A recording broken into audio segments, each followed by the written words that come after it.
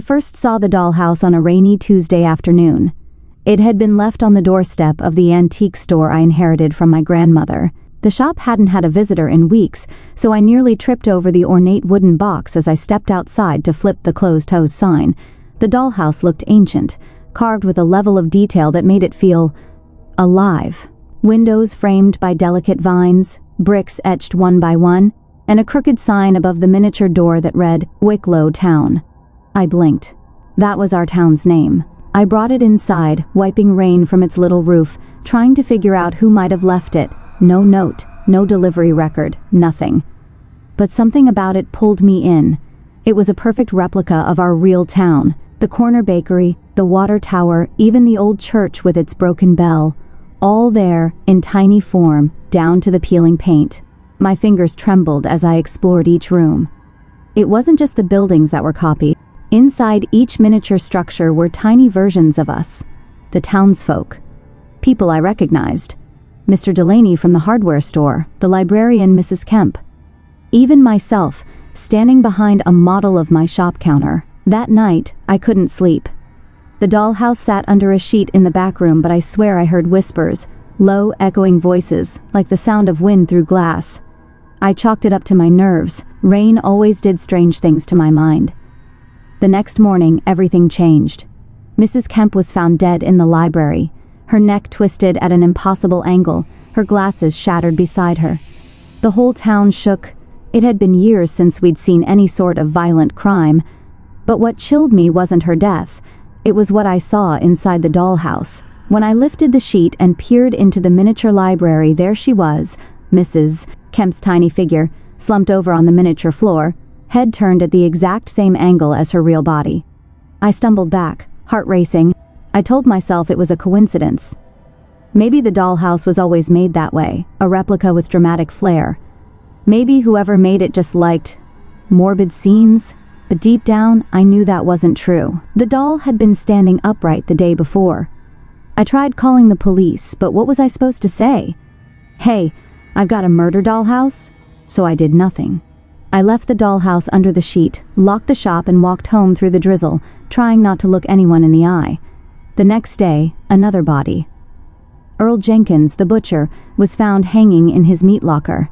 No note, no signs of struggle, just gone. The town fell into chaos.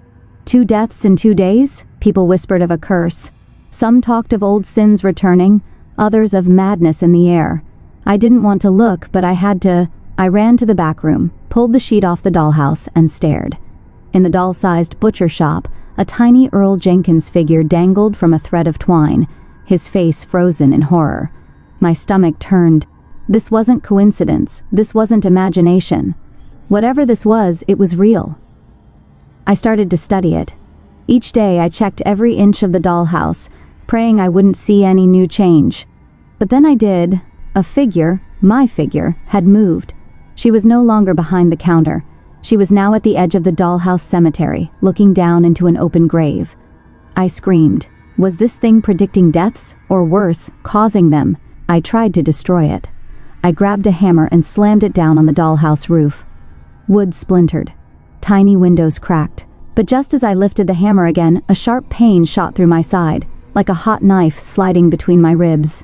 I dropped to my knees, breath stolen. When I looked again, the damage was gone. The roof was whole, the windows perfect. And the tiny figure of myself now had a red scratch across her ribcage, right where I'd felt the pain. I backed away, terrified, shaking. I had to leave it alone. I couldn't fight it. I locked the back room, nailed the door shut. But even that didn't help.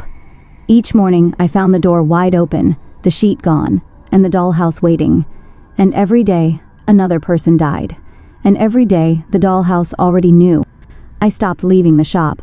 I slept there now, curled in the storeroom behind stacks of unopened inventory, far from the dollhouse, though its whispers still found me. They weren't voices in a language I knew, more like distant, rustling wind, spoken through teeth.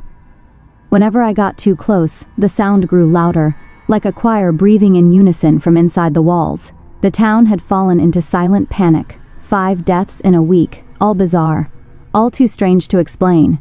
People stopped leaving their homes, Stores shuttered, the newspaper stopped printing. Some blamed a gas leak, others the water. But deep down, I knew, we all did, something older, colder, was crawling into our world. And then it mirrored a child. Her name was Tessa, just 10, the sweetest little girl, who always came to my shop for cinnamon candies her mother wouldn't let her have. I hadn't seen her since the deaths began. But on the 8th day, her miniature figure appeared in the dollhouse, standing outside the tiny candy shelf I never remembered building. She wasn't smiling. I rushed to the Jenkins home, banged on the door, frantic. Her mother answered, red-eyed and exhausted. "C's been having nightmares," she whispered. "Wakes up screaming, says the small people are watching her from the walls." I begged her to leave town, to take Tessa and go anywhere else, but she just nodded slowly and closed the door, like she didn't really hear me. The next morning, Tessa's real body was found at the foot of the old church steeple, shattered, pale, eyes wide open like she'd seen something too big for a child's mind. Inside the dollhouse, her tiny figure now lay beneath the steeple's cracked spire. I lost it. I screamed. I tore the shelves from the walls. I smashed a mirror, punched the counter. But nothing touched the dollhouse. It remained untouched, unbothered, waiting. That night, I had a dream. Or maybe it wasn't a dream. I was standing before the dollhouse again, but it wasn't small anymore. I was the small one. The houses towered above me. The sky was black velvet stretched too tight, the stars blinking like angry eyes.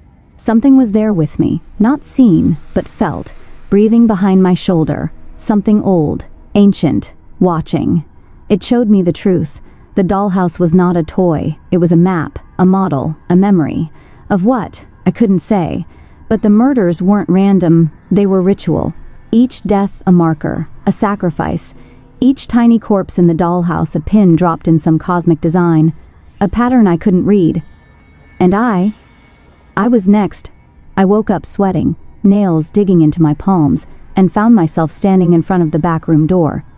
The hammer was in my hand again. But I didn't remember grabbing it. When I stepped inside, the dollhouse had changed.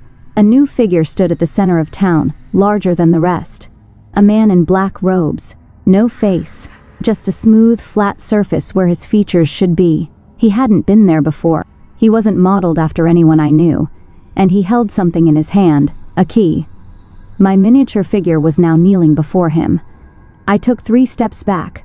My breath caught in my throat. I could feel him. Not the doll, the man, the thing. Watching me now, not through glass or wood, but through time, through skin.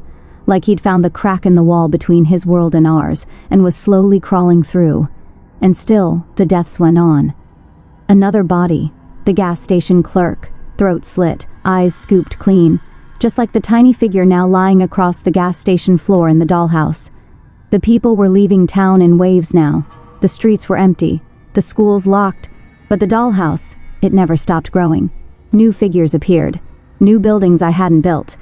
It was mapping out futures now, places that didn't exist, yet. I realized then, this wasn't about the past. This thing wasn't remembering. It was creating. I couldn't run. I don't know why. Every time I packed a bag, every time I made it to the front door of my shop, something stopped me. Not a person, not a sound, just an overwhelming feeling, like gravity itself thickened the closer I got to leaving town. I started talking to it. The dollhouse. Laughable, right? But I was cracking. I'd lost weight. Sleep. Time. I found bruises on my arms, dirt beneath my nails. Had I been digging? Where? When? I didn't remember. It was listening. I could feel it. Each night, new buildings appeared. A hospital burned to ash. A playground twisted into rusted bones. A school split down the middle like an open wound. I began recognizing things before they happened. And the people? The people stopped having faces. Their miniatures, once so delicate and accurate, were now blank and gray, like clay that had forgotten how to become human. The faceless man in the center of town had grown too. His figure now reached the ceiling of the dollhouse. His hand no longer held the key, he held me. A perfect version of myself, terrified, kneeling. And that's when I realized this wasn't a story of me witnessing something. I wasn't the outsider documenting a curse. I was the final act, the last piece, The shop's front window shattered without a sound. The lights went out one by one, but the dollhouse stayed lit, not from bulbs but from within. Like something inside it was glowing, breathing, calling. I grabbed the hammer again, my final chance. If I couldn't escape, I'd destroy it, burn it down, shatter its bones. I raised my arm, aimed for the rooftop, and froze. Because I saw something I hadn't seen before, in the attic of the dollhouse. A tiny replica of me, standing in a tiny replica of the shop, holding a tiny hammer, raised above a tiny dollhouse. Inside that dollhouse, another one. And another. Infinite. My knees buckled. I dropped the hammer. This wasn't a haunted dollhouse. It was a reflection of reality folding into itself, like the universe staring into a mirror and going mad. Each murder wasn't just a death. It was a rewrite, a reshaping.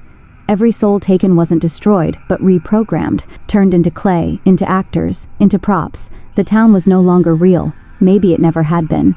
I turned toward the back room and saw the faceless man, not the figure, the real one, towering, silent. Where his face should have been, the walls bent, like reality itself couldn't handle what it saw there.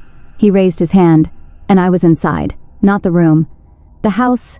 I was standing on tiny wooden planks, surrounded by perfect replicas of buildings. But I was no longer me. I was made of painted wood, cold glue, hair too shiny to be real.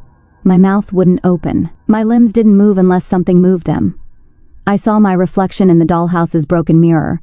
My eyes were glossy, my body stiff, a smile painted onto my face that never left. From above, a massive hand reached down. It picked me up, carried me, and placed me gently inside a glass box. The new owner of the curiosity shop will be moving in tomorrow. She'll find the dollhouse waiting for her, untouched, pristine, with only one new addition, a tiny figure behind the counter. Frozen, watching, waiting. And in the back, the faceless man still stands. A little taller now, a little closer to the ceiling. His arms outstretched, his next piece already carved. Because this isn't a story about death, it's about design. And every town has a blueprint,